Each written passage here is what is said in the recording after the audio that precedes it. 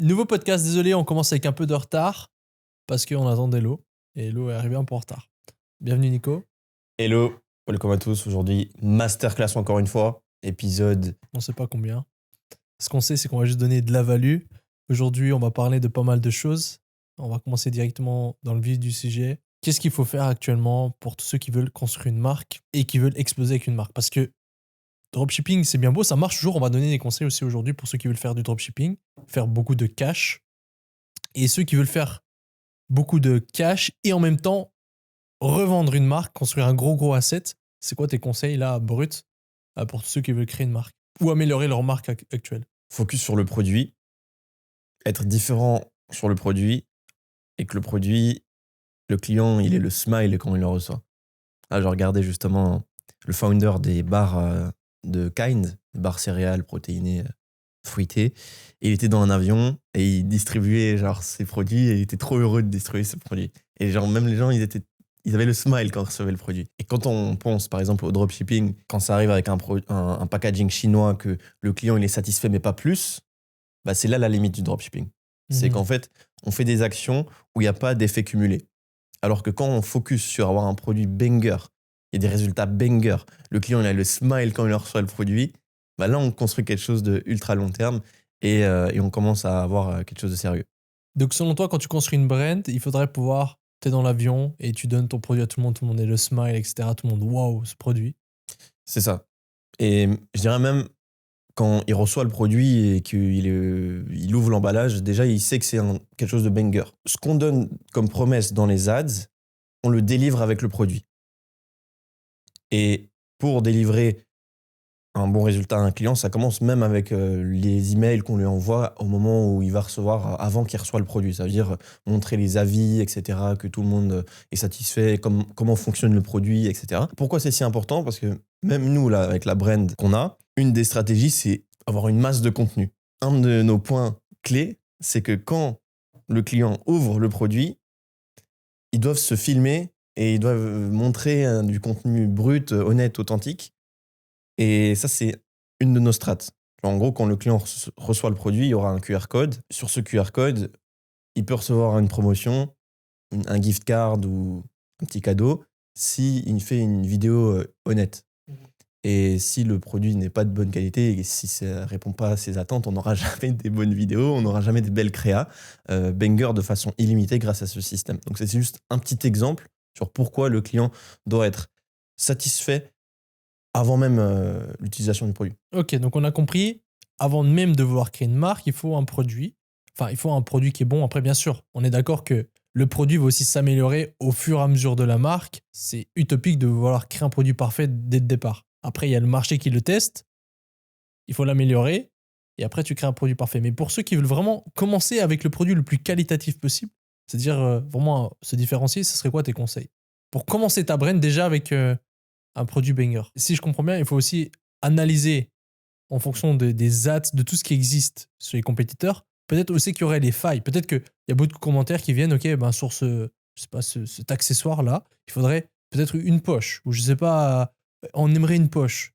Et d'un coup, tu vois beaucoup de personnes qui mentionnent ça et le produit n'a pas une poche. Ben toi, tu dis, ok, peut-être de faire avec une poche, ça serait peut-être déjà banger.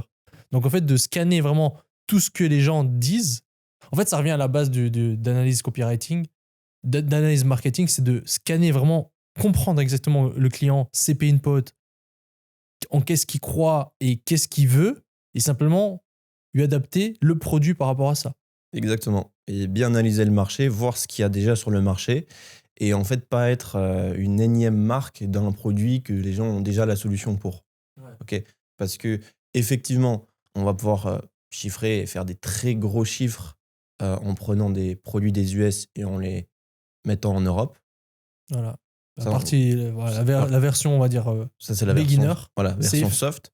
Et quand on veut vraiment faire plusieurs millions par mois de manière récurrente, de manière stable, idéalement, le marché US, le marché worldwide, où il y a vraiment les big players, c'est là où ça se joue. Tu vois. Et du coup, trouver quelque chose qui te différencie dès le départ, c'est la stratégie que j'applique, qu'on applique, et la stratégie 2026 banger. Donc, typiquement, on a déjà mentionné, par exemple, la créatine. Ok, tout le monde prenait la créatine de manière avec une poudre, mais en fait, les gummies, c'est banger. Et c'était quelque chose qui simplifie la prise des gummies. Que par exemple, beaucoup de femmes n'aiment pas la poudre, n'aiment pas les gélules. Elles aiment bien tout ce qui est gummy. Et du coup, c'était banger. C'était un angle marketing, c'était facile pour elles, c'était même enjoyable de prendre la créatine. Et ça, il y a avec énormément de produits. En fait, il faut reprendre la formule de Hormozy, qui est pour son offre. Ça, peu de personnes en parlent, même lui, je crois qu'il n'en parle pas. C'est de reprendre sa formule pour l'offre et de l'adapter au produit. Tu vois, en fait... Value équation. Ouais. Donc, si je me rappelle bien, c'est le rêve ou le désir de la personne fois la probabilité de réussite divisé par le délai et l'effort pour y arriver. Ouais, surtout l'effort. Ouais. Surtout l'effort. Donc ça, c'est cette formule-là, mais cette formule-là, ça peut s'appliquer au produit aussi. Les gens pensent à l'offre, mais si tu as un produit qui permet d'avoir une probabilité de réussite beaucoup plus élevée que la concurrence, ça donne un unfair advantage. Exactement. Et justement, il prenait l'exemple de la chirurgie esthétique. Tu veux un changement sur ton visage, etc. Tu vas à la chirurgie esthétique, tu es sûr que tu l'as. Le desired outcome, donc le résultat que tu vas avoir, c'est sûr à 100%. Et en plus, il n'y a pas de délai. C'est instant. Et c'est pour ça que c'est extrêmement cher. Et c'est pour ça que aussi pas mal de brands dans tout ce qui est santé, health, ils peuvent se permettre de vendre des produits plus chers parce que c'est qualitatif et du coup, il y a cette équation qui joue un rôle énorme. Ouais, 100%. Donc en fait, l'unfair advantage, j'en ai déjà parlé dans un podcast, je sais plus lequel, c'est qu'on mentionnait les listes pour créer une marque, je crois. C'est un truc ultra important parce que si vous prenez le temps de choisir le produit qui va pouvoir amener soit le plus vite possible la solution par rapport au problème, ou avec le plus de certitude, ou avec le moins d'effets secondaires aussi. Parce que des fois, il y a pas mal d'effets secondaires. C'est-à-dire que oui, même la chirurgie, c'est rapide, tu as les résultats en un temps, mais d'un coup, ça peut tuer ta santé ou tu as des chances de choper des maladies. Ben, tu vois, tu vas y penser. Tu peux trouver un produit, développer un produit aussi par rapport à cette équation-là. Ok, dans la niche, dans le pain point que tu veux résoudre, souvent, il faut partir en termes de problèmes. On sait Verum John là, qui doit faire 800 KD. 800 KD, ouais.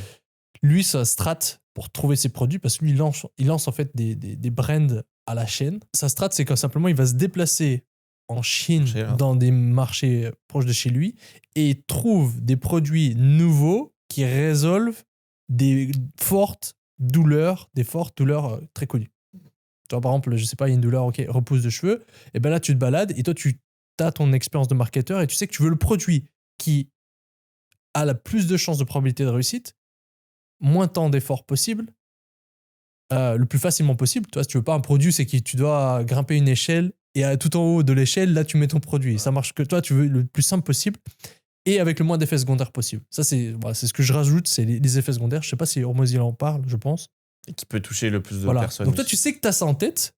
Donc là, vous regardez ce podcast, c'est de l'or ce qu'on vous donne. Parce que si vous construisez une marque et vous aurez ça en tête, vous allez pouvoir faire des bangers. D'ailleurs, si vous trouvez une idée banger, mettez une alarme. Rappelez-nous dans 5 ans de mettre un commentaire ici. Voilà, j'ai fait 100 M grâce à ces conseils. Ça nous ferait plaisir. Mais voilà, tant que tu sais ça, en fait, cette information-là, c'est de l'or. Et après, là, tu vas pouvoir trouver le produit qui va te permettre en fait de cocher un maximum de ces cases. On peut se différencier aussi avec le storytelling. Donc, comment on apporte le produit au marché, comment on l'explique aux gens que c'est la solution banger. Par exemple, c'est pour ça aussi que le format fondateur, il cartonne, c'est parce qu'il y a un storytelling. Les gens, ils suivent une trame d'une personne qui a fait ça parce qu'il avait ce pain point et que ce pain point, les gens se retrouvent dedans et que cette personne-là, elle a solutionné ça avec son produit et c'est banger. C'est pour ça que ça marche autant. Et il y a aussi tout ce qui est crédibilité. Donc, ça rejoint en fait que le produit résout ce qu'on mentionne dans les ads. Tu l'avais mentionné il y a quelques temps, justement, par exemple, une poudre ou une crème qui fait pousser les cheveux 5 fois plus rapidement que les concurrents. Déjà, ça, c'est banger. C'est un unfair advantage. Et ouais, tout part comme Verum. Il voit les produits, il sait qu'il y a tout le marché qui est autour et qui va pouvoir faire énormément d'argent là-dessus. Donc, effectivement, on se base sur problématique, le marché, et le produit vient après. En gros, comment on améliore tout ça, boum, avec un produit, en se basant sur les concurrents qu'il y a en ce moment qui printent. Comment être différent dès le départ. C'est comme ça qu'on fait une marque à plusieurs millions. Exactement. Et après, ensuite, ce qui vient, c'est de créer l'identité de la marque. Ça, c'est quelque chose que j'ai pas fait et que je suis en train de faire, et du coup, je me forme là-dedans. C'est en fait créer une marque. Quand tu veux faire une marque, moi je parle d'une marque à 100 millions, ok ? C'est minimum 100 millions l'année. C'est une marque que tu peux revendre 100 M. Ok, c'est ça mon premier goal, on va dire. Donc là, pour ceux qui regardent le podcast, sachez que le discours, c'est ça. Mais si vous appliquez ça même à plus bas niveau, bah, ça va être banger. Quand vous créez une marque, ce qu'il faut savoir, c'est qu'il ne faut pas que vous vendez le produit, il faut que vous dites que vous allez vendre la marque. Donc, avoir un bon produit, c'est bien, mais ensuite, l'élément différenciateur le plus important, qui va être même le centre, c'est le pourquoi, la vision de la marque. Ok, c'est par exemple Apple, là, je me dis, ok, on arrive, vous êtes à l'époque de Apple, quand Apple et Samsung, ils se lançaient, enfin, ils étaient déjà lancés, et vous dites, ok, j'ai le meilleur iPhone, ok. Donc là, je vois quelqu'un, il suit podcast, il dit, ok, je vais concurrencer Apple. Je vais faire un iPhone, enfin, je vais faire pas un iPhone du coup, je vais faire un téléphone portable, banger.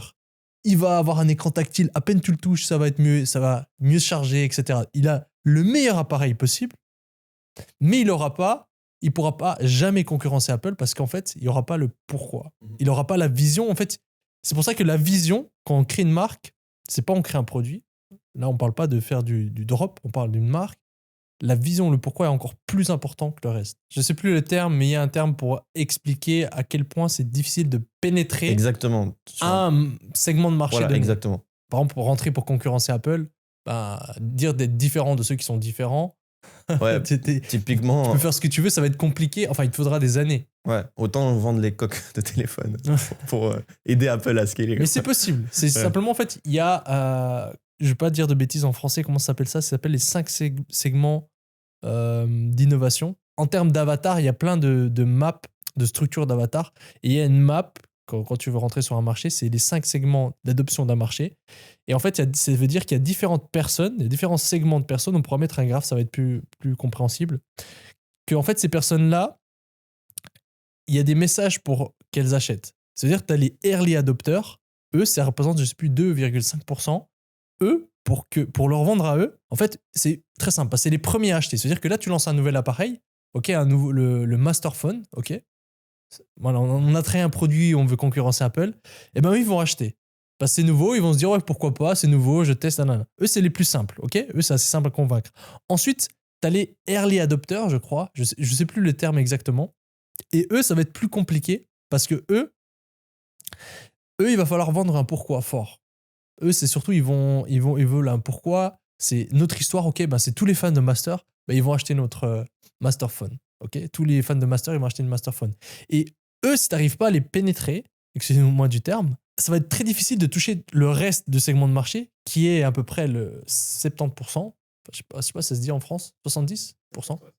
Ouais, bref, on comprend. Et donc, eux, tu dois leur vendre un pourquoi. Et eux, s'ils croient ton pourquoi, ils vont être des ambassadeurs. C'est-à-dire, ils vont en parler à tout le monde. Ils vont dire, regarde, ça, c'est incroyable. Et du coup, ça va faire effet boule de neige. 100%. 100%, c'est un peu ce qu'a fait Confort. Exactement.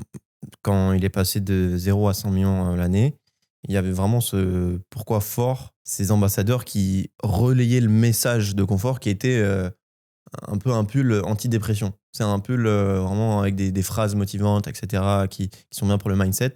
Et ça rejoint 100% ce que tu dis. Et ensuite, il y a les early majority. Donc ça représente à peu près, je crois, selon les sources, 35-34% du marché. Donc c'est énorme.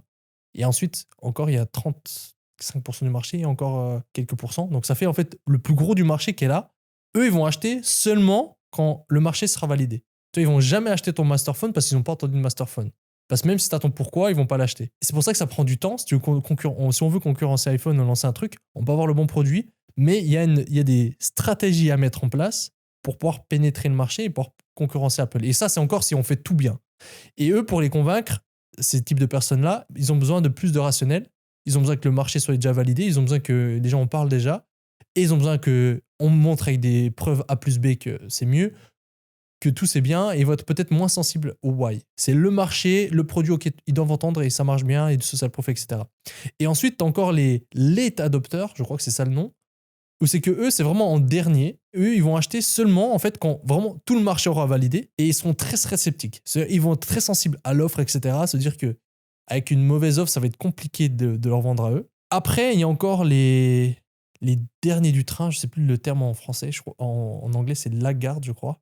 Eux, c'est les derniers du train. C'est en fait, eux, ça va être très compliqué de leur vendre. Eux, ils vont vraiment acheter quand il n'y a plus d'autres solutions. C'est-à-dire, ils vont acheter quand vraiment, en fait, l'iPhone, ça n'existe plus. Il n'y a plus d'iPhone, plus de Samsung, et là, il faut updater. Eux, c'est les types de personnes que, tu sais, quand il y avait la période où c'est qu'il y avait les cassettes, tu vois, ils étaient jamais changé les cassettes, puis après, quand ils ont arrêté les appareils de cassettes, ben, ils étaient obligés d'acheter des DVD. Tu vois, c'est ces types de personnes-là. Donc eux, vraiment, c'est très compliqué à leur vendre, mais au bout d'un moment, ils vont acheter à la fin, à l'usure. Et c'est là que tu ratisses tout le marché.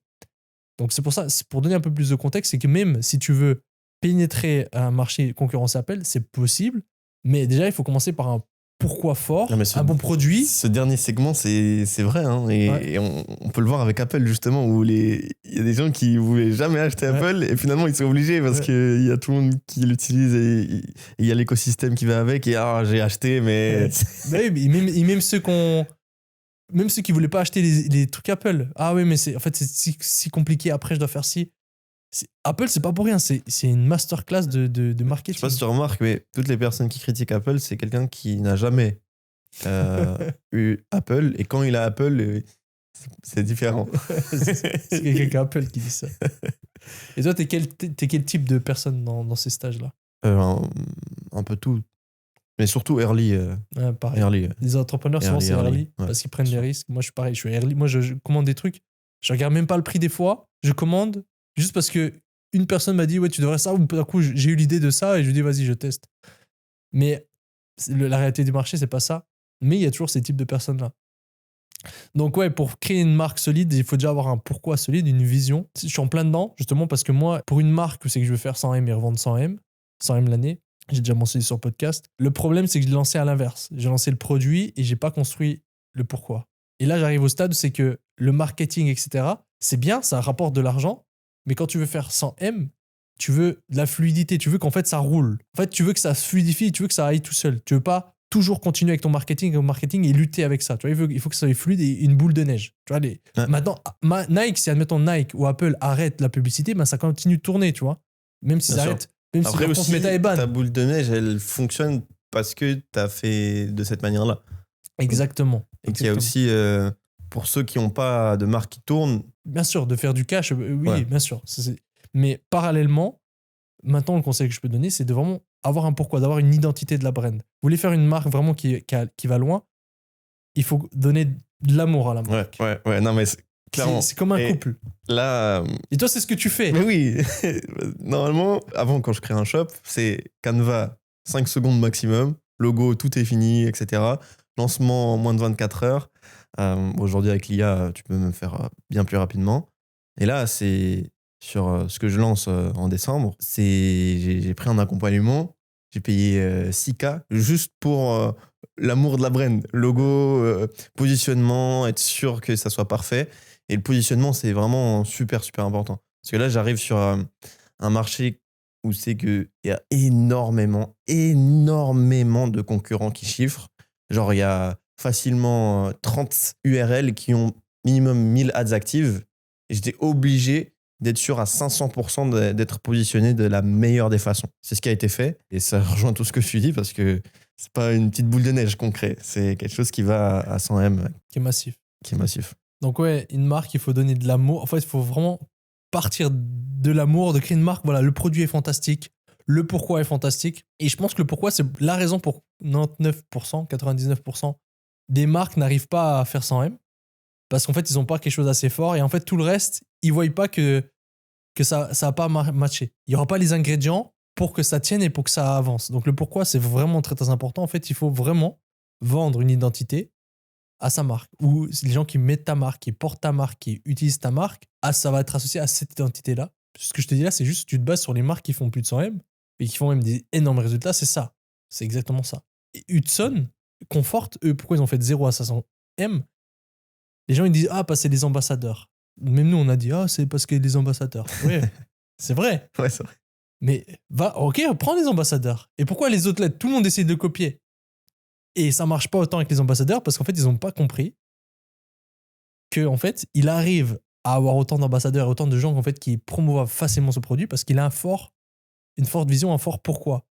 Et du coup, moi, j'ai regardé, il y a même des clients qui ont dit, enfin, c'est lui qui a dit, qu'une cliente a dit que pendant sa chimio, elle portait le hoodie quand elle devait aller faire ses séances. Parce qu'en fait, ce qui vend, c'est pas un hoodie. Ce qui vend, en fait, c'est quelque chose que tu mets quand t'es pas bien pour que tu te sentes bien, ça donne du réconfort. Quelque chose quand tu te sens bien pour te sentir encore plus bien parce que ça donne du réconfort. Quelque chose quand t'as une dure journée, tu rentres, tu te sens confort. Ou quand t'auras des moments difficiles, tu te sens confort.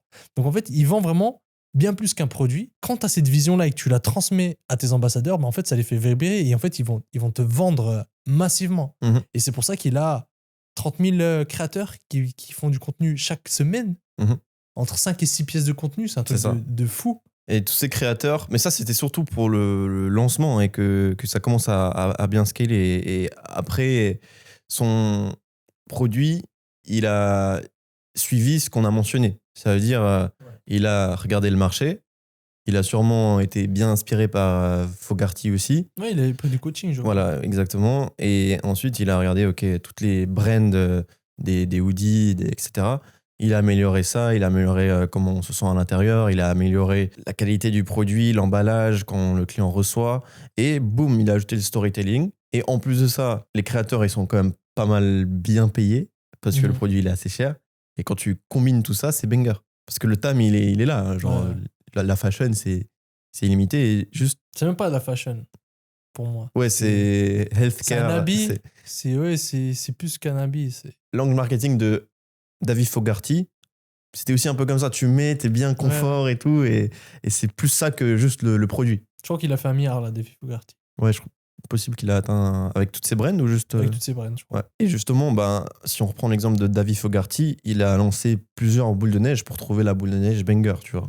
Genre, il a lancé le produit pour les animaux, il a lancé les calming blankets. Et c'est un peu, si on regarde notre entourage aussi, ceux qui font le plus, c'était aussi un peu ça au début. Genre, tu lances plein de choses et ensuite tu choisis la boule de neige et tu lui donnes de l'amour et tu scales ça. Tu vois, donc, c'est à prendre en note. Donc, admettons qu'on ait choisi notre produit, on lui fait un excellent positionnement, on lui donne énormément d'amour dans le branding, dans ce qu'on va faire avec. On trouve un pourquoi fort. On trouve un pourquoi. Qui résonne sur notre marché. Idéalement, on le teste en ads avec différents statiques et tout pour voir quel message résonne le mieux. Tu le testes avant d'avoir le produit, tu fais comment ? Tu peux le tester pendant. En fait, l'ordre, oui, c'est bien quand tu le sais avant, ça va driver tout ton message, mais c'est pas trop tard après de le faire. Tu vas encore pouvoir le faire. Donc nous, c'est ce qu'on fait, c'est que maintenant, on a testé nos pourquoi et là, on va, selon ce qui résonne le plus, aller là-dessus.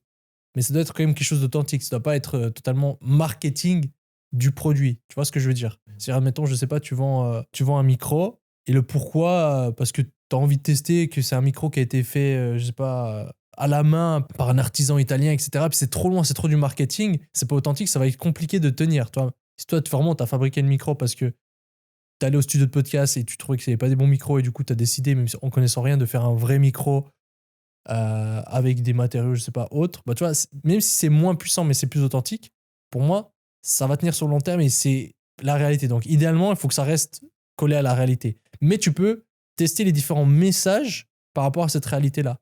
Tu vois, est-ce que c'est mieux de dire que tu as construit ce micro tout seul ou tu as fait des plans, tu as testé plusieurs prototypes, etc. Tu vois, c'est vraiment le message qui peut se tester avec le marché. Sauvegardez ça, vous mettez dans vos notes comment créer une marque, il faudra voir ça jusqu'à jusqu'à nombre de minutes. Banger. Même nous, vous savez que moi et Nico, souvent, c'est dans quel podcast qu'on a dit ça et tout, on reprend parce que des fois, même souvent, on donne beaucoup d'informations très très importantes. Aussi, quand on parle de chiffres comme ceux qu'on mentionne, c'est aussi des mathématiques. Donc on peut avoir... Tu repars avec des mathématiques. Non, mais tu peux avoir la meilleure d'amour et de boules de neige. Si tu fais un x2 only, ça va pas faire grand-chose. Justement, si en faisant toutes ces recherches, tu as le choix entre plusieurs produits, prends celui qui mathématiquement fait le plus d'argent et où c'est que tu vas mettre de l'amour dans quelque chose qui va te rendre l'amour. Tu sais pas. Si c'est quelque chose qui se rachète, c'est banger. Si c'est quelque chose où tu peux ajouter plein de produits supplémentaires, c'est aussi très bien. Si tu as un gros multiple, c'est très bien. On a un ami qui spend 60 KD et plus lors des fêtes. Il spend beaucoup plus sur Applovin. C'est un produit de décoration et il a un excellent multiplicateur. C'est-à-dire, il l'achète à un certain prix et il le vend bien plus cher, et ce qui lui permet d'avoir une marge très solide. Tout est une question de mathématiques, c'est sûr. On en a parlé dans le dernier podcast. Les chiffres, quand tu peux partir sur des bons chiffres, c'est la base. D'ailleurs, c'est pour ça que, pour moi, quand tu veux vraiment créer une forte marque, il faut que dans ton équipe, si toi, tu es quelqu'un de très créatif, comme moi je le suis, toi, tu es un peu hybride, je trouve, eh ben, il te faut quelqu'un qui est vraiment plus chiffre, qui est plus ingénieur. Ouais.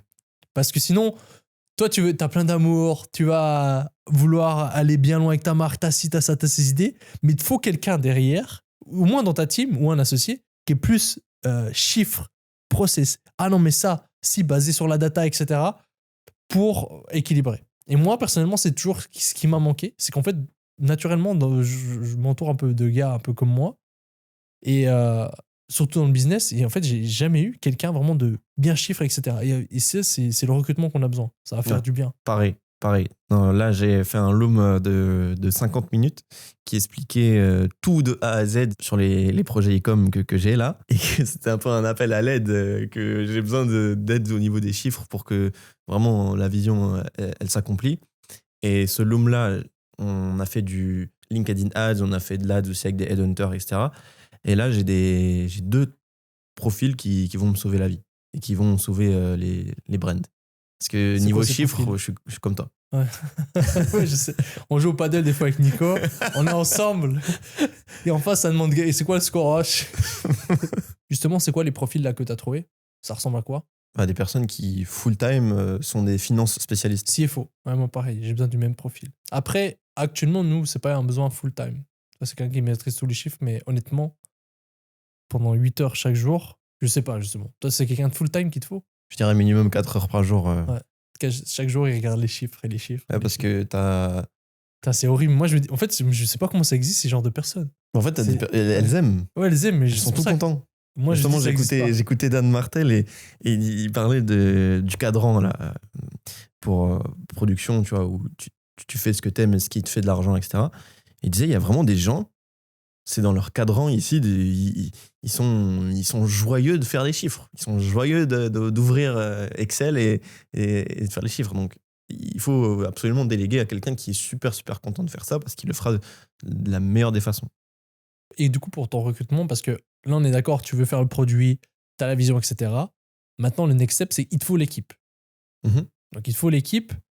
On va pas parler de développement de soi, mais ça, c'est la base. Il faut aussi te développer toi être inspirant, etc. Parce que, bref, si tu veux une marque à 100 millions, il va falloir travailler sur toi, investir sur toi. On en a déjà parlé pas mal de fois dans le podcast. Aujourd'hui, on va plus aller dans le concret au niveau technique.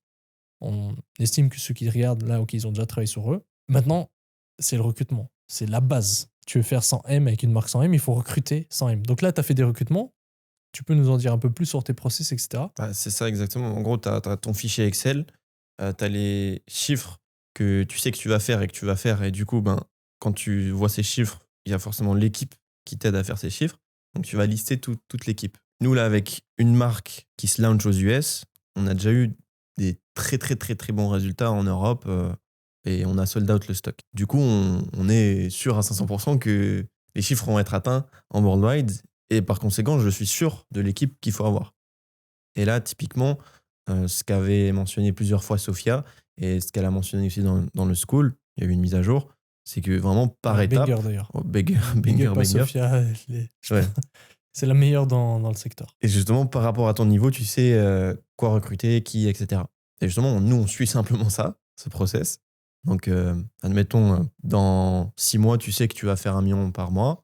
Tu as besoin de 2 vidéo éditeurs full-time, tu as besoin d'un customer success full-time, tu as besoin d'un executive assistant full-time, tu as besoin de tous les postes. Et simplement, tu regardes aussi combien il coûte, etc. Tu fais tes calculs. Et justement, cette personne-là de finance spécialiste CFO, il t'aide sur le forecasting aussi. Quand tu planifies les chiffres, il faut planifier le forecasting, donc aussi le stock que tu vas devoir avoir, l'argent qui va sortir, l'argent qui va rentrer. Tu planifies tout. Mais typiquement pour l'équipe, simplement, j'ai suivi le process que je t'ai mentionné chez Excel. Je sais qui y a maintenant. Et toi, du coup, aussi par rapport à toi, ton équipe US, c'est la même team que Europe? Non, l'équipe US, c'est pas. En fait, on a une équipe US qui travaille aussi sur l'Europe parce qu'il y a des choses qui sont entremêlées. Mais techniquement, Europe, on essaie de diviser pour avoir 2 teams différentes. Mais ça fait partie de la même équipe concrètement. Simplement, tu as des postes comme le Customer Service qui sont pas du tout en relation l'une avec l'autre. Et genre sur le Slack, c'est le même Slack, c'est comment? Principalement, ouais. Ok. Oui, c'est mélangé, mais on sépare quand même pour pas que tout dépende que de un non plus. Ça, le principe, c'est on travaille sur les US, on teste tout sur les US, et puis après, on duplique. Mais des fois, il y a peut-être des choses qui vont être propres au marché européen. Juste pour revenir sur la liste de recrutement, sur la liste de qui on a besoin pour atteindre tel ou tel objectif, en fait, les personnes que vous allez avoir besoin, souvent, c'est des personnes vraiment bien compétentes. Et ces personnes-là, bien compétentes, elles ne veulent pas forcément bosser avec quelqu'un qui n'a encore rien fait ou qui est même pas compétent lui-même ou qui même pas tient ses promesses et ou un exemple, ne fait pas de sport. Bon, c'est un exemple comme un autre. Ça, c'est toi qui veux pas recruter des personnes qui font pas de sport. C'est pas les personnes qui font pas de sport qui veulent pas venir chez toi parce que tu fais pas de sport. Et là, vous êtes le boss, ouais, vous faites du sport, non? Pas du call. Mais oui, en fait, je vois ce que tu veux dire. C'est qu'en fait, il faut déjà, toi, être une lumière pour attirer d'autres lumières. C'est ça. Ou alors que ton business, déjà. Ouais, ou ton business sprint, parle de lui-même. Ouais. Et du coup, ça parle de lui-même. Ou ta vision. Tu peux avoir une forte vision et t'attires tout le monde par ta vision. Ouais. Tu peux être de zéro, tu dis là, on va faire mieux qu'Apple. Quoi? Ah bah, je t'explique comment. Et là, t'as un truc qui est solide, et ben, ça peut attirer des gens. D'ailleurs, si vous êtes chaud, on va concurrencer Apple. Postulez sous les commentaires. Donc, équipe, très important. Et honnêtement aussi, un livre que je peux conseiller si vous avez tout suivi là jusqu'à ce moment-là du podcast et que vous êtes au moment de OK, la bonne équipe, le livre Traction est vraiment bien. Parce que en gros, vous savez, les bonnes personnes, mais elles sont pas au bon endroit, ça va être la catastrophe. Si vous avez quelques bonnes personnes au bon endroit, c'est banger. Je vais donner encore un truc qui est encore plus accélérateur. J'ai pris le temps de perdre un peu de temps à créer un ChatGPT qui le feed avec tous les meilleurs livres en recrutement et des documents en recrutement, c'est-à-dire que j'ai eu par-ci par-là de sources fiables. Donc en fait, tous les documents sont bangers et c'est tous les meilleurs livres de recrutement. Et je l'ai entraîné un ChatGPT pour aider dans les recrutements. Et ce ChatGPT est insane. Je pense que je pourrais le donner ici pour les auditeurs du master. Je mettrai le lien, je l'ai ouvert au public. Et simplement, en fait, quand je fais un recrutement, il sait en fait tout, il sait c'est quoi des red flags, etc. Et je regarde même pas, c'est-à-dire que là, on fait du headhunting pour des creative strat. Je lui donne les candidats et il me note, lui 9 sur 10, lui 6 sur 1. Par rapport à ce que tu veux, ça va pas le faire. Et en fait, il anticipe même des trucs que moi, j'aurais pas vu. Tu vois, ça, c'est un red flag. Il m'a dit c'est un red flag parce que là, de la manière où c'est qu'il dit, ça se voit qu'il s'y connaît pas, etc. Nanana. Et il est trop fort. Et j'ai fait pareil en opération. J'ai pris tous les meilleurs livres des opérations, des systèmes, etc. Et j'ai créé un ChatGPT master, en fait, opération. Et pour moi, ça, c'est cette manière de procéder pour gérer ton business. C'est en fait comme un consultant. En fait, c'est comme si tu avais un consultant. Tu veux payer des conseils du gars qui a écrit le livre Traction. Eh ben, tu l'as sur GPT. Parce qu'en fait, il a écrit un livre. Et en plus, tu prends d'autres livres et il va te donner des conseils. Et ça, c'est juste banger. Donc, je donnerai le GPT pour recruter. Comme ça, vous allez pouvoir vous aider de lui pour vos recrutements. C'est juste banger. Ouais, pour l'avoir testé, j'étais choqué En gros, je lui avais posé 2-3 questions et il m'a vraiment bien répondu. Et à chaque fois, il me disait OK, j'ai tiré ça de ce livre-là. J'ai tiré ça de ce livre-là. C'est parce que je lui ai mis dans le prompt. Je lui ai dit, tu ne sens rien de ton chapeau. Ça doit tout être des livres. Banger. Ou sinon, si tu l'indiques. Si tu lances une nouvelle marque, OK, tu as ta vision. Tu as l'amour de la brand et pourquoi tu vas starter cette brand et faire plusieurs millions par mois. OK, c'est dans cette niche-là, c'est cette problématique, c'est ça que tu vas résoudre. Maintenant, pour les personnes qui se mettent un objectif avec cette brand, OK, la vision, c'est 100 M, etc. Mais par exemple, vision 3 ans. C'est quoi un peu le time frame que tu ferais si tu lances une nouvelle brand pour mettre un target à l'année ou à 3 ans? Est-ce que tu mettrais à 3 ans? C'est quoi que tu ferais, toi? Alors, parce que typiquement, dans Traction, c'est tout ce qu'on a mentionné. Ensuite, 3 year target, 1 year target. Mais le livre de Traction, c'est pas forcément lié à l'e-com. L'e-com, ça bouge vite. Ouais. Ça va très vite. On le voit avec Hudson qui fera 500 M cette année. Tu peux être vite... tu peux outscaler tes objectifs plus vite. Et du coup, c'est un peu toujours... c'est pour ça que l'e-com, être hybride. C'est trop bien. Pour moi, déjà, si tu as ta vision idéalement d'être immuable. C'est-à-dire, tu veux être la meilleure marque. Tu veux concurrencer Apple. Tu veux faire un iPhone qui détrône Apple. Tu dis en 3 ans, bah, peut-être en 3 ans, tu vas pas y arriver. Peut-être qu'il faudra 10 ans. Donc déjà, il faut dire que tu as ta vision, que tu veux l'obtenir, peu importe quoi qu'il advienne. Il n'y a pas de compromis, tu l'atteins. Ok, ça, c'est le premier des trucs. Tu l'atteins quoi qu'il arrive. Et après, le time frame, bah, il faut te donner quand même, ok, par rapport à ta vision, dans 1 an, qu'est-ce que tu penses faire? 3 ans, qu'est-ce que tu penses faire? Et je dirais 3 ans, 1 an, c'est déjà bien. Après 5 ans, bah, ça sera encore mieux. 3, 5, 1, c'est déjà bien. Et après, en termes de marque, bah, quand tu commences vraiment, tu veux construire un truc énorme, bah, tu veux pas aller forcément le plus vite possible. Tu veux être sûr que tu construises un empire. Donc ça, c'est ce que j'aurais aimé qu'on me dise. Vraiment, ça, c'est ce que j'aurais aimé qu'on me dise avant. Parce que moi, c'est exactement l'inverse. Moi, tu pars comme une fusée et tu fais des bons chiffres, tu chiffres, etc. Mais après, si tu veux construire un empire, et ben après, il faut revoir les fondations. Et donc, vraiment, le conseil que j'aurais voulu me donner, c'est vraiment, pars plus gentiment, fais des fondations, mais par contre, tu peux chiffrer. C'est pas interdit de chiffrer, tu peux faire la première année 10 millions. Ouais, bien sûr. Mais quand tu dis pars gentiment, c'est quoi par rapport à commencer comme une fusée? C'est par exemple, t'appelles tous tes clients pour ensuite peut-être encore améliorer le produit, ou ça veut dire quoi concrètement? Juste dans ta tête, tu sais que tu construis quelque chose d'énorme et t'es pas forcément pressé. Tu penses, ah, ok, je serai le meilleur iPhone. Enfin, je serai meilleur que iPhone. C'est-à-dire que là, gentiment, ben, je vais pas essayer de faire des compromis juste pour aller vite, juste parce que je veux faire plus d'argent, tu vois. C'est juste avoir ça en tête. Ouais, c'est par exemple, à l'époque, on était tous en dropshipping. La Saint-Valentin, ok, je dois faire Voilà. je dois faire 500 KD la Saint-Valentin. Du coup, je force et boum, il y a les clients qui sont peut-être pas satisfaits parce que du coup, il y a 2 semaines de délai en plus parce qu'il y avait plus de stock. Ok. Exact. Ça serait plutôt te dire, ben, il y a la Saint-Valentin, toi, tu sais que tu peux pas livrer, ben, écoutez, on est honnête, vous allez pas être livré. Mais par contre, on fait une réduction. Voilà, tu vois, et comme ça, même ceux que tu vends pas, il faut pas oublier que ceux qui achètent pas, ils font aussi partie du jeu. Les gens, ils composent seulement avec ceux qui achètent. Ah non, mais les gens ont acheté et tout. C'est-à-dire là, tu fais une offre. Tu vois, je parle ça pour Black Friday, Cyber Monday, ok? Tu fais une offre de VIP, c'est que tu fais des offres spéciales VIP. Tu fais une offre Black Friday pour les non-VIP. Tu promets aux VIP qu'ils auront les meilleures offres.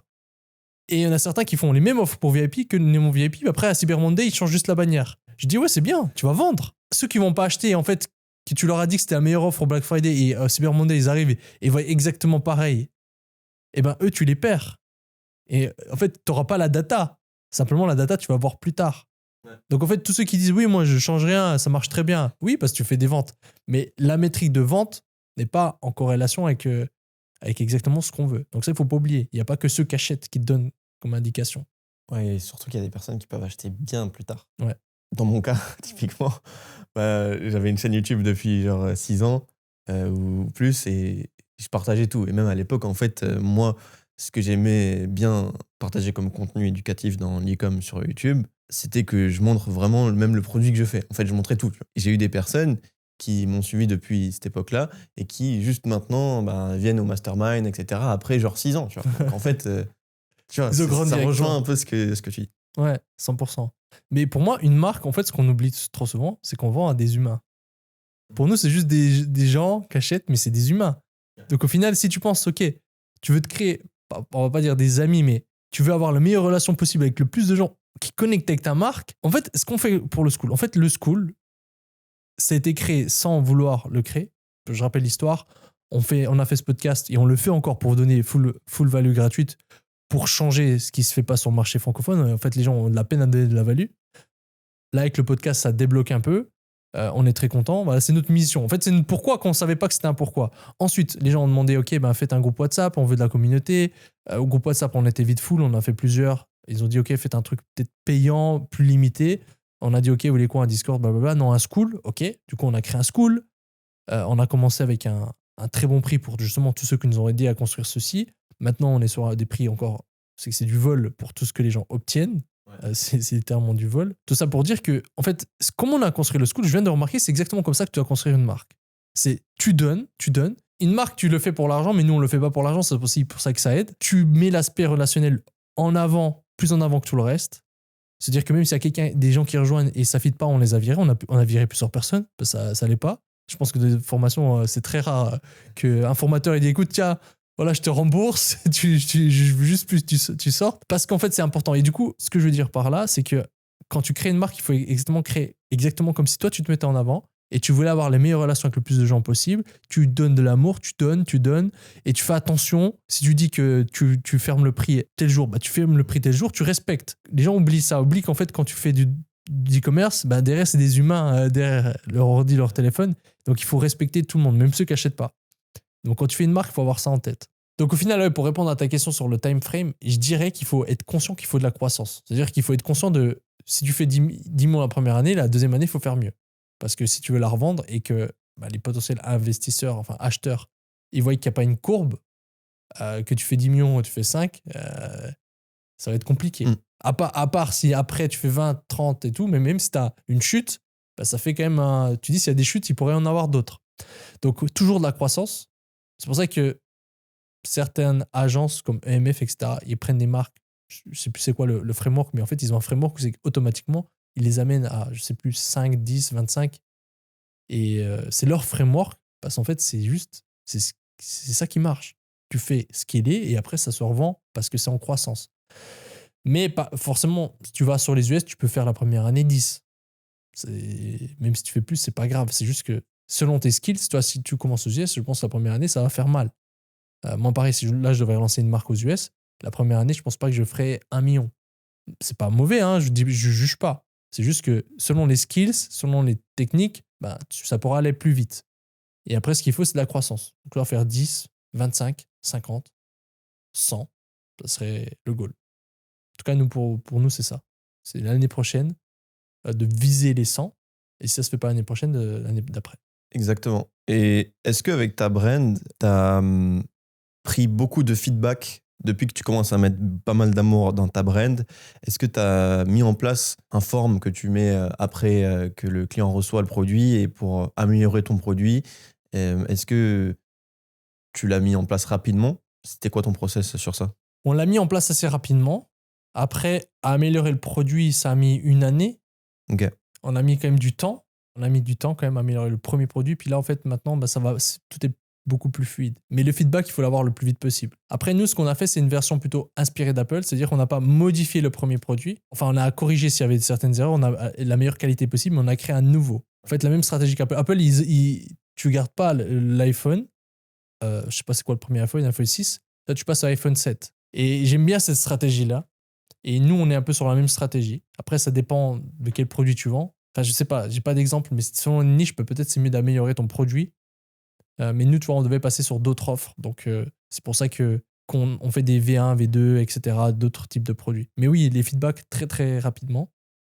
Et là, maintenant, ça va être le cœur de 2026. Ça va être vraiment l'expérience client, elle doit être au top. Et puis, la base de la base, c'est déjà toi, tu dois être convaincu par ton produit. Ton entourage, il faut qu'il soit convaincu par ton produit. Moi, je sais que personnellement, si je suis pas convaincu par le produit, c'est impossible à vendre. En fait, quand je commençais en drop, on me disait, vas-y, tu vends, peu importe.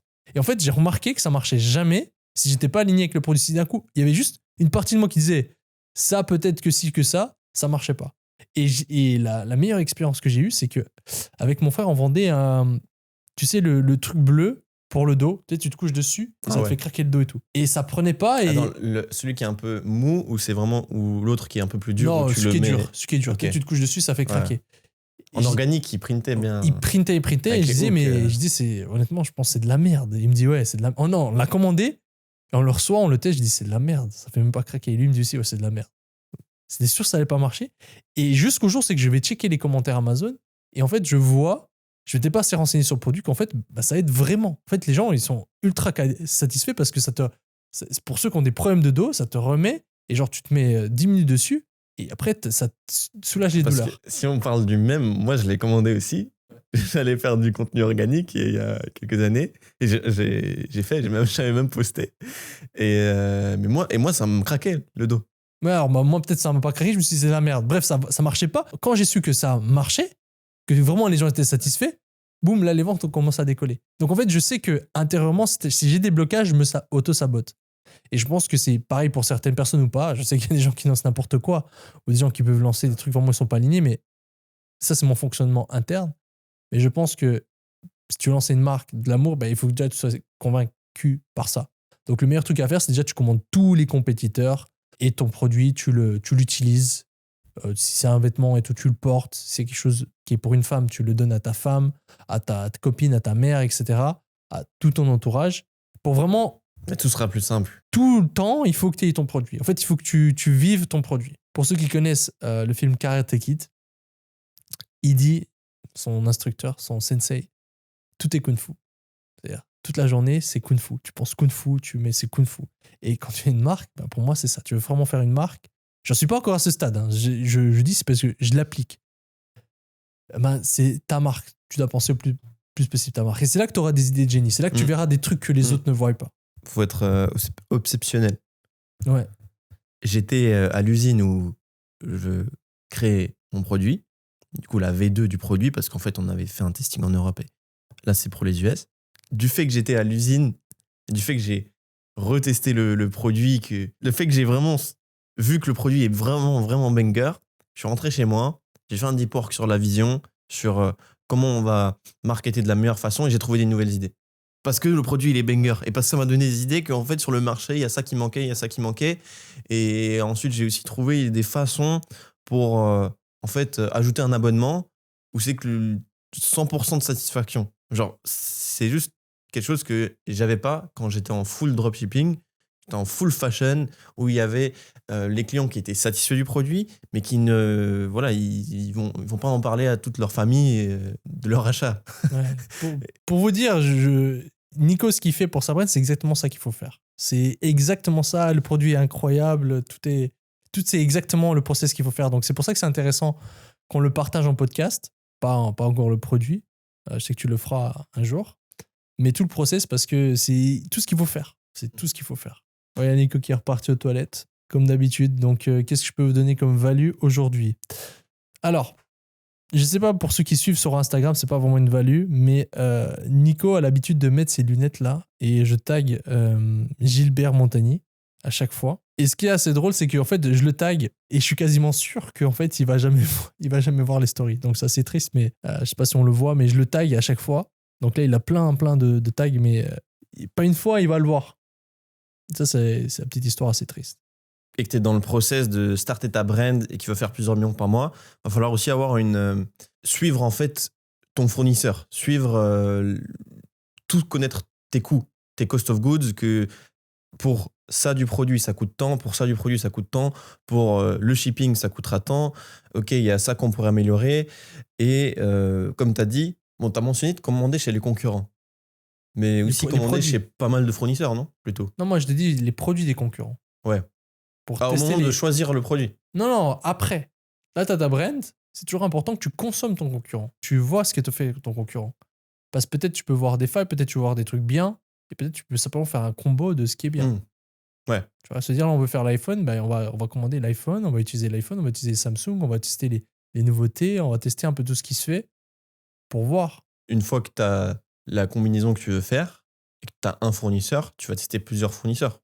Oui, bien sûr, le fournisseur. Pour comparer tout ce qui est prix. Ah ouais, ok, mais sûr. lui, il peut me faire ce prix-là, mais tu sais que ce fournisseur-là, il est mieux et qu'il a une meilleure qualité et qu'il peut délivrer plus vite, mais il t'embête au niveau du prix, tu peux lui faire peur avec d'autres fournisseurs.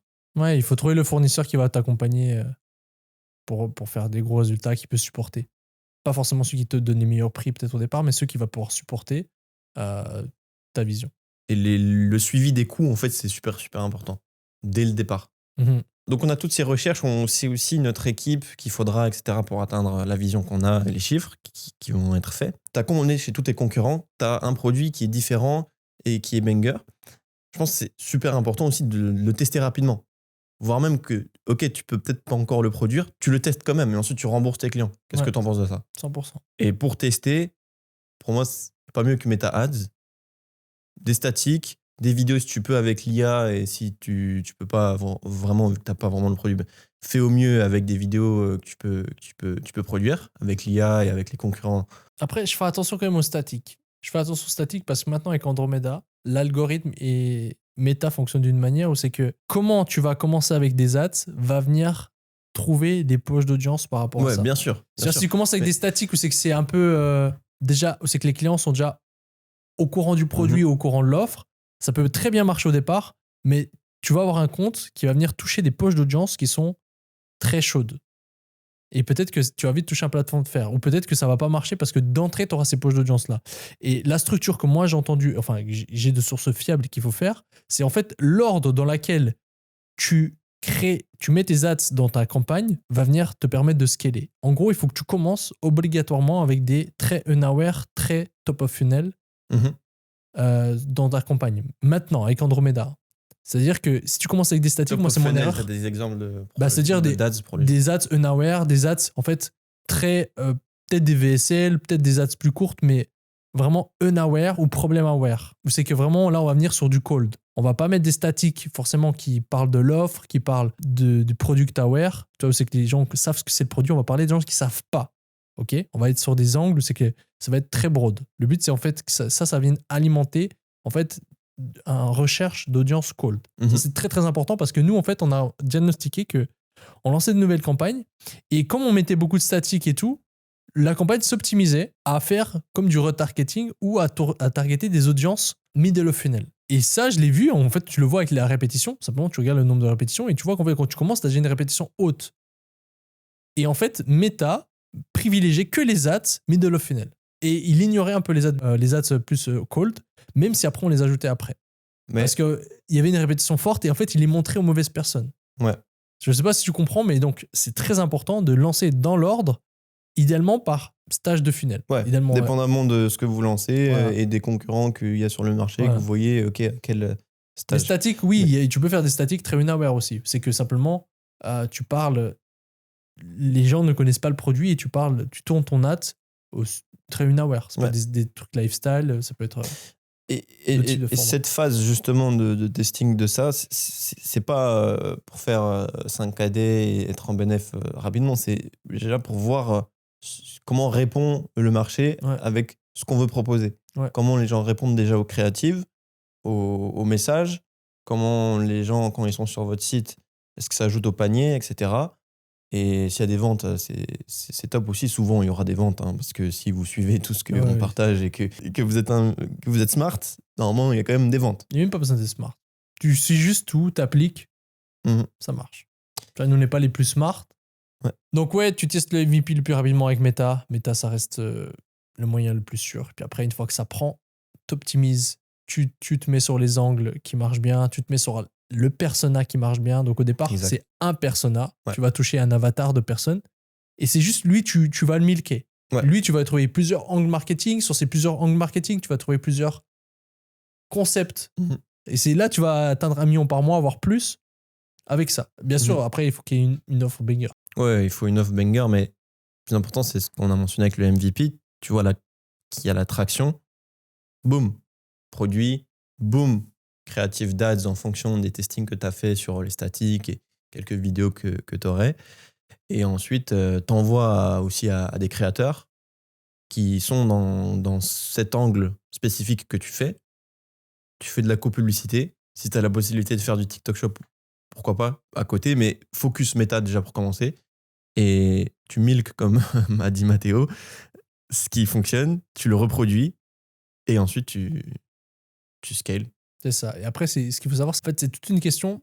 Pour moi, l'e-com, ça fonctionne tout avec sous-catégorie. C'est-à-dire, tu peux voir le bloc, ok, faire 1 million par mois, c'est compliqué. Ben non, le framework, c'est tu fais des créatives sur Meta avec une bonne offre, avec un landing page converti. Ça marche pas, ok. Où c'est que dans l'équation, ça marche pas? T'isoles. Tu vas pas tout améliorer. Tu vas pas changer les créatives, changer ton media buying, changer la landing page, changer l'offre. Tu vas venir, ok, analyser, ok, où ça coince. Ça se peine bien sur Meta. Enfin, les créatives ont des bonnes stats, mais par contre, ça ne convertit pas sur le site. Ok, est-ce que le problème ne vient pas du site? Ensuite, tu isoles le problème. Ok, le problème, c'est le site. Tu vas venir analyser. Est-ce qu'ils ajoutent au panier? Oui, ils ajoutent au panier. Tout est pas mal, mais par contre, il y a une chute au checkout. Ok, qu'est-ce qui pourrait jouer au checkout? Ah, bah peut-être au checkout, là, j'oblige le numéro de téléphone. Ou peut-être il y a ça. Et en fait, en venant isoler par rapport à la data, eh ben, tu vas pouvoir trouver où te focaliser. Nous, on avait un problème que j'ai découvert récemment. C'est qu'en fait, on avait un funnel overall qui était de moins en moins rentable. Ok? Et on ne savait pas pourquoi, parce que les chiffres au niveau des ads, c'était ultra bien. Le taux de conversion montait encore, C'est-à-dire qu'on avait un meilleur taux de conversion et on avait des chiffres au niveau des ads qui étaient beaucoup mieux. On avait moins de rentabilité. J'ai analysé le funnel et en fait, en analysant le funnel, quand tu décortiques bien, bah, tu vois que, OK, au niveau des ads, est-ce que ça clique? Déjà, oui, ça clique. OK, est-ce que le trafic est envoyé de qualité? Ouais. Est-ce que l'ad est bien ranké? Maintenant, très important sur Meta. Ouais, elle est bien rankée. Elle est de qualité. OK. Est-ce que les gens... Pour les personnes, du coup, comment tu sais si elle est bien rankée ou pas? Sur Meta, tu as quality ranking. Ok. C'est une colonne, tu ajoutes quality ranking. Et ça, c'est important. Très important maintenant depuis Andromeda. Meta, c'est vraiment très, très important. C'est quoi les facteurs qui fait que tu as un bon ranking ou pas? Il le voit ou c'est au niveau des commentaires, des réactions ou ça n'a rien à voir de ça? C'est plutôt juste overall? Alors, c'est l'ad? C'est l'ad qui est pertinente. C'est-à-dire, en fond, l'ad, ça doit être agréable à regarder. Il y a du bon watch time. Elle est de qualité. Tu vois, c'est pas une ad qui a été retouchée, enfin, qui est pas de bonne qualité. Et elle est pertinente. Et je sais plus exactement. On pourra mettre les termes si on retrouve de Meta. Ah, mais j'avais vu. En gros, c'est un calcul. Ouais, c'est un Il y a calcul. même un multiplicateur dans le calcul. Ouais, on pourra mettre à l'écran. C'est un calcul. Ouais. Mais en gros, si tu fais une ad de qualité qui est bien scriptée, qui est bien montée, qu'il y a du watch time, qui a beaucoup crête, mais elle sera bien notée. Donc nous, ça c'est bien noté. CTR, très très bon CTR. Ok, les gens cliquent vraiment. Conversion bien, mais du coup, pourquoi overall, on est de moins en moins rentable. Et du coup, en analysant plus en profondeur, après ça c'est des sous-métriques, là on va encore plus loin, c'est qu'en fait, on va venir analyser est-ce que les drops entre la personne clique et la personne arrive sur le site. La personne arrive sur le site et la personne voit le contenu. La personne voit le contenu et ajoute au panier. La personne ajoute au panier et arrive au checkout. Okay, on regarde ça sur Meta, par rapport aux visiteurs Meta, et on a vu que tout était bon, à part la partie où c'est que la personne part de Meta et arrive sur Meta. Ça, c'était OK, mais c'était pas cohérent. Part de Meta et arrive sur le site. C'est-à-dire la personne clique et arrive sur le site. Oui, mais pardon, la personne clique part de Meta, arrive sur le site. Voilà, part de Meta arrive sur le site. Là, il y avait quelque chose qui n'était pas cohérent. Ouais. Là, il y avait pas un grand drop, parce que c'est assez complexe, donc c'est pour ça que je le dis, parce que ça peut aider pas mal de personnes. Justement, parce que j'étais en meet-up il y a quelques mois en Belgique, et j'ai côtoyé 2 personnes qui font du chiffre et qui m'avaient dit j'ai exactement ce problème, j'ai ce que Meta sortait, les clics sortants, et beaucoup moins arrivent sur le site. Voilà, c'est ça.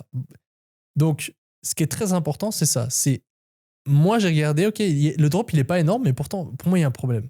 Je regarde par rapport aux visiteurs, et les visiteurs, ça match par rapport à ce qu'a Meta. Mais le problème, c'est que quand tu regardes la vitesse du site, il est bien, mais le temps de chargement de la landing page spécifique, de ce qui est chargeable pour eux, il était de 8 secondes.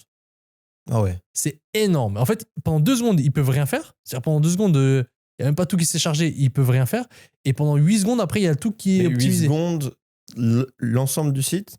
Alors, il faut que je regarde encore, parce que ça, c'est récent que j'ai vu ça. Si le client, quand il arrive... Bon, déjà, attendre 2 secondes, c'est un peu c'est trop. En fait, tout est trop. C'est en rouge, warning, ouais. c'est trop. Exactement, en rouge. Ouais, c'est plus qu'en rouge. Mais TikTok recommandait maximum 2.5, sinon tu perdais 70% des clients. Voilà. Mais en fait, peu importe. Ouais. Ça, c'est en rouge, et en fait, c'est très mauvais pour Meta. Parce que Meta, ça lui dit quoi? C'est comme si t'as en fait, les gens, ils bounce.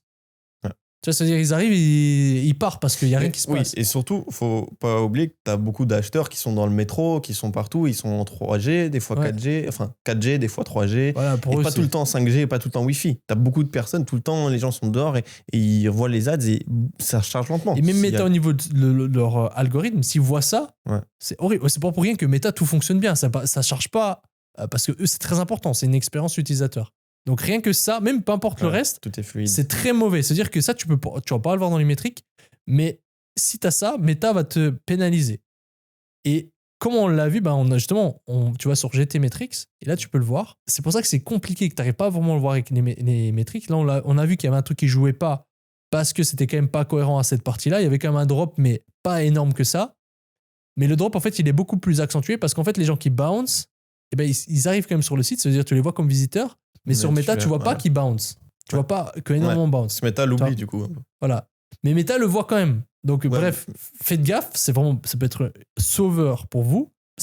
On était de moins en moins rentable. J'aimerais rebondir sur le GT Metrics. C'est la page de Google Speed, c'est ça quand tu... Non, c'est autre. Justement. Ok, c'est l'autre. Parce qu'on avait payé des devs pour améliorer la vitesse. Justement. Parce que le Google Speed, là justement, en fait, il faut savoir que vous pouvez trouver des devs sur Upwork, sur Fiverr, vraiment pas cher. En fait, ils vont simplement mettre un code qui sera lié au GTmetrix et surtout en fait au page score de Google. Quand vous mettez sur Google page score testing, ils mettent un code juste pour booster ce score, mais le site, ça changera rien. Ouais. Donc, il faut faire très attention.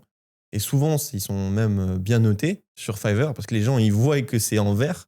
Mais en fait, c'est juste le code qui fait que c'est en vert. Ouais. Donc, prenez pas les moins chers. Je recommande de prendre ceux qui demandent minimum $100 pour optimiser votre speed. Pas forcément qui a le plus de reviews. Peut-être même demander des exemples de sites qu'ils ont boostés pour être sûr de prendre des bonnes personnes qui vous boostent le site. Ouais. Et en plus de ça, vous pouvez corp tous vos images. Donc, en gros, le client arrive sur votre site. Ce qui prend souvent beaucoup de place, c'est les images, les GIFs. Aussi, peut-être des fois, vous avez trop d'applications qui fait que le site est un peu lent. Mais les images et les GIFs, vous pouvez les corp, diminuer de genre 90% la taille de l'image. Mais au visuel, on voit qu'il n'y a rien qui est changé. Donc, ça, c'est très important. Diminuer la taille de tous vos fichiers sur votre site, que ce soit vraiment, vraiment fluide. On en parlait avec Alexandre Pérez. C'est qu'aujourd'hui, idéalement, en un clic, faut diminuer au maximum la friction. Il faut que tout soit fluide, tout soit simple et qu'il n'y ait pas de temps de chargement. Ouais. Donc, c'est une erreur, on va dire, de débutant. Ouais. Mais je ne l'ai pas vu parce que justement, je savais que la vitesse n'était pas top, mais selon les datas, c'est bon. Et on l'a amélioré, c'est encore mieux. Mais en fait, en sous-regardant sur GTmetrix, je n'avais pas pris le plan avancé. En fait, il faut juste faire un plan avancé. Et ben là, j'ai pu analyser, j'ai vu en fait, ça va pas du tout, ça. En fait, j'ai écrit au dernier dev, ils m'ont pas répondu. Donc, en fait, ils savent ce qu'ils ont fait. Et là, du coup, on va solutionner ça. Donc, très, très important. C'est comme de se trimballer avec une encre sous le pied. Parce que tu as beau faire ce que tu veux, tu as beau optimiser, ton taux de conversion, il est bien, mais ça sert à rien. Tu as beau faire des bonnes créatives, mais ça sert à rien.